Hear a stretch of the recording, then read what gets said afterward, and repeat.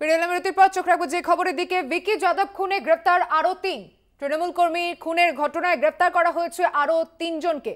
গত ২১শে নভেম্বর নিজের বাড়িতে খুন করা হয় ভিকি যাদবকে। সেই ঘটনায় আরো ৩ জনকে গ্রেপ্তার করা হয়েছে।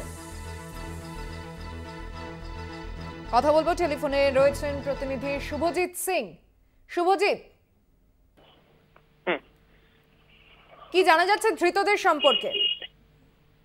দেখো, গত ২১শে নভেম্বর দুষ্কৃতীদের গুলিতে খুন হন ১৭ নম্বর ওয়ার্ডে ভাটপাড়া পুরসভার তৃণমূল কর্মী ভিকি যাদব। সেই খুনের ঘটনায় আগেই কিন্তু দুজনকে গ্রেফতার করা হয়েছিল, যারা কিপারের কাজ করেছিল। কিন্তু গতকাল গোপন সূত্রে খবর পেয়ে বেলঘরিয়া এক্সপ্রেসওয়ে প্রমোদনগর থেকে পঙ্কজ সিং ওরফে ইমরান আহমেদ, ইফতেয়ার আলম ওরফে সোনু এবং মোহাম্মদ জিসানকে, তাদের ৩ জনকে পুলিশ গ্রেফতার করে।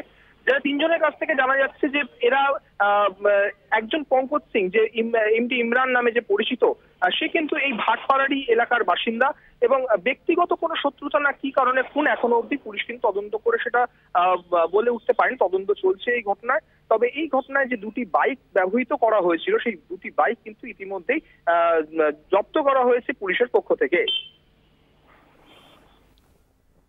ধন্যবাদ শুভজিৎ।